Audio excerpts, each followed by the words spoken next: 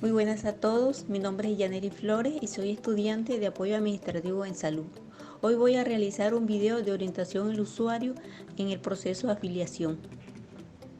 En este caso estamos en una empresa prestadora de servicios de salud y nos encontramos con Álvaro, una persona de 30 años que está en proceso de selección para trabajar como operario en una empresa de calzado. Le exigen estar afiliado a una EPS, a una ARL y cotizar a pensión en alguno de los fondos de pensiones autorizados por el gobierno nacional. Esto tendrá que hacerlo por su cuenta, ya que el contrato en la empresa será por prestación de servicio a término fijo por un año. Buenos días, señor Álvaro. Buenos días, señorita. Cuénteme, señor Álvaro, ¿cuáles son sus inquietudes? ¿En qué le puedo asesorar? Muchas gracias. Necesito saber los requisitos para afiliarme a la EPS. Cuénteme, ¿ha estado afiliado alguna vez y a qué EPS?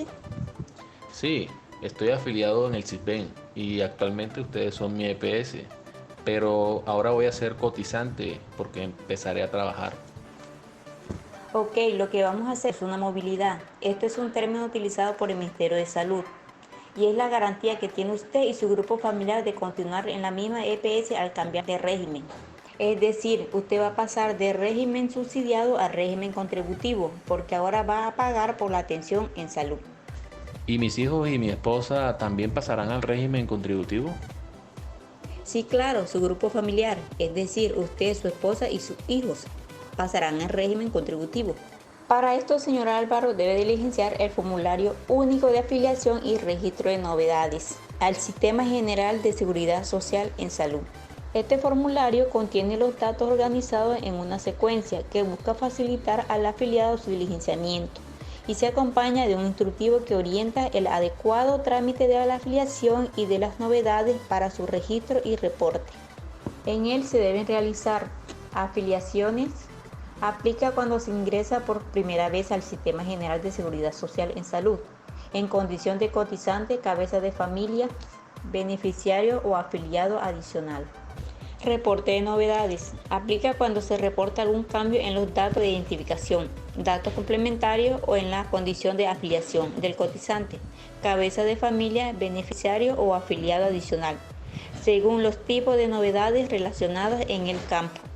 El formulario se encuentra dividido en 11 secciones en las cuales se deberá diligenciar la información del cotizante, su grupo familiar y datos del aportante. El formulario viene con un instructivo para su correcto diligenciamiento. Datos del trámite. Se refiere a la descripción del trámite o transacción que se realiza. Información obligatoria para el cotizante. Cabeza de familia, beneficiario, empleador, entidad o institución autorizada. Cuando se registre una afiliación o se reporte alguna novedad. Tipo de trámite. De acuerdo al trámite a realizar por el usuario se debe marcar alguna de las opciones. Si el usuario ingresa por primera vez, debe marcar la opción afiliación. Pero si el usuario va a reportar alguna modificación en sus datos básicos o en la información de vínculos laborales, debe marcar la opción reporte de novedades. Tipo de afiliación. En este campo debe ir marcada la opción individual, cuando el cotizante o el cabeza de familia realiza directamente la afiliación. Régimen. Esto aplica para los usuarios que se encuentren en régimen contributivo o subsidiado y van a realizar algún tipo de novedad en el mismo. Tipo de afiliado. Corresponde a la condición de quien realiza la afiliación o reporta la novedad. Dependiente. Si el cotizante tiene un empleador y comparte con este el pago de los aportes a salud y pensión.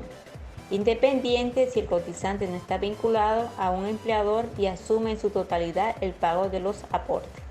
O pensionado. Si el cotizante goza de una pensión y el pago del aporte a salud se encuentra a su cargo.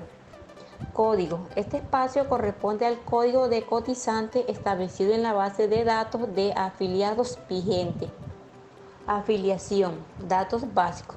En estos campos se debe diligenciar los datos básicos de identificación del cotizante o cabeza de familia, tal como aparece en el documento de identidad. Se debe tener en cuenta la siguiente tabla para los tipos de identificación. Datos complementarios. Estos datos deben registrarse para el cotizante en el régimen contributivo y para el cabeza de familia en el régimen subsidiado, según corresponda. Etnia. En este espacio debe registrar el código correspondiente a la etnia, tal como aparece en la siguiente tabla. Datos básicos de identificación del cónyuge o compañero permanente cotizante. Estos datos deben ser registrados cuando el cónyuge o compañero permanente también cotiza en el sistema de gestión de seguridad social en salud. Si este no cotiza, debe registrarse en los espacios de datos de identificación de los miembros del núcleo familiar. Se debe diligenciar la información de los beneficiarios y en la casilla parentesco deben aparecer como en la siguiente tabla.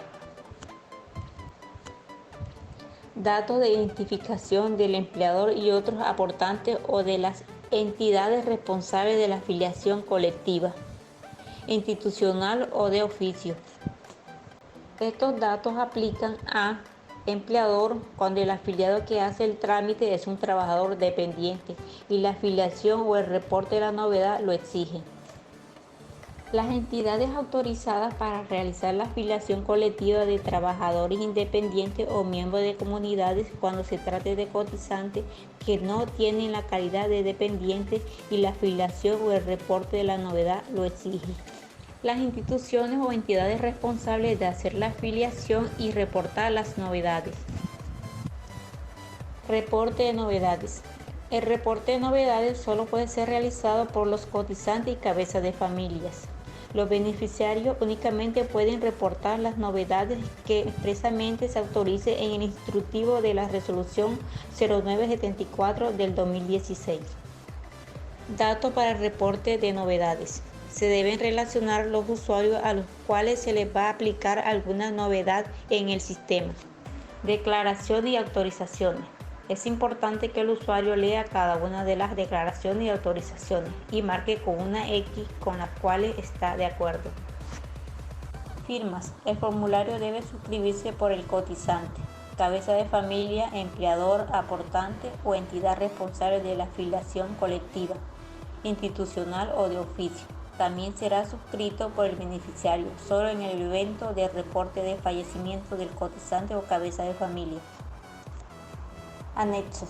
Se debe marcar con una X la casilla correspondiente a los documentos que se anexen, según lo requiera el trámite que realiza. Datos a ser diligenciados por la entidad territorial. Se debe diligenciar la información del asesor comercial o el consultor de línea de atención al usuario. ¿Y cuánto me tocará pagar? Como usted se va a afiliar como trabajador independiente, necesita conocer el ingreso base de cotización para calcular los aportes mensuales.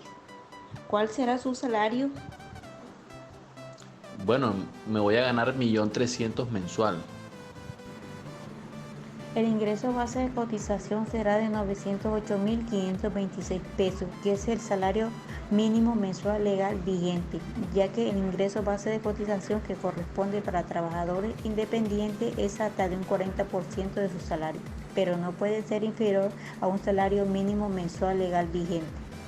Por lo tanto, usted deberá hacer aporte a salud de 113.565 pesos mes vencido, que corresponde al 12.5% de su salario. También deberá pagar ARL, que para su calidad de operario sería riesgo 1. El valor es de 4.743 pesos. Y el aporte a pensión que le corresponde es de 16% del IBC, es decir, 145.364 pesos. Y deberá hacerlo en uno de los fondos autorizados por el gobierno. Ok, ¿y qué debo hacer para que me atiendan en la IPS cuando me enferme o se enferme alguien de mi grupo familiar? En el caso suyo y el de su esposa, deben dirigirse a la IPS asignada por su EPS, llevar su cédula, registrarse en la taquilla y esperar la llamada del triaga. Y en el caso de alguno de sus hijos, deben ir acompañados por un adulto, sea usted o su esposa, deben llevar registro civil o tarjeta de identidad, se acercan a la taquilla, se registran y esperan la llamada del triaga. Usted y su grupo familiar tienen un plan de beneficio POS, es decir, plan obligatorio de salud. Este busca la protección integral de la familia a la maternidad y enfermedad general, en la fase de promoción y fomento de la salud y la prevención, diagnóstico, tratamiento y rehabilitación para todas las patologías. Como sus hijos son menores de edad, pueden tener servicio especializado de pediatría sin que tengan que ser remitidos por medicina general. Pueden acceder con ello a los programas de crecimiento y desarrollo, también a promoción y prevención de la enfermedad, al igual que usted y su esposa, y a los esquemas completos de vacunación. Muy claro, señorita, pero ¿y si yo necesito un especialista o si mis hijos necesitan algún medicamento o procedimiento que no son cubiertos por el POS? ¿Qué se hace ahí?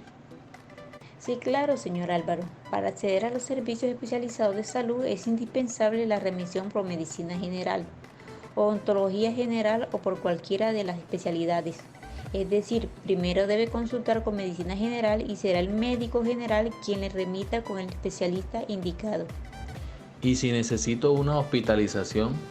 Usted tiene derecho a un servicio de hospitalización que cumpla como mínimo con las normas de calidad vigentes. Derecho a todos los días de atención con internación que necesite, de acuerdo con las consideraciones del médico tratante. Ok, ¿y cuánto me tocará pagar por consulta médica? ¿Cuánto por medicamentos? Y en caso de hospitalización, ¿cuánto me toca pagar? Por consulta médica, para usted o cualquiera de su grupo familiar deberá pagar una cuota moderadora de 3.500 pesos. Este valor equivale al 11.70% del salario mínimo legal diario vigente. Por los medicamentos que estén en una misma fórmula para cualquiera del grupo familiar y que esté en el POS debe pagar una cuota moderadora de 3.500 pesos.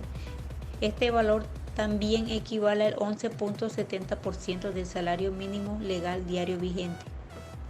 En su caso, por hospitalización, deberá pagar una cuota moderadora de 3.500 pesos y para sus beneficiarios deberán pagar un copago del 11.50% del valor de servicio y con un tope máximo de 260.747 pesos por evento. Muchas gracias, señorita. Me ha quedado todo muy claro. Con gusto, señor Álvaro. Cualquier inquietud estaré aquí para atenderlo.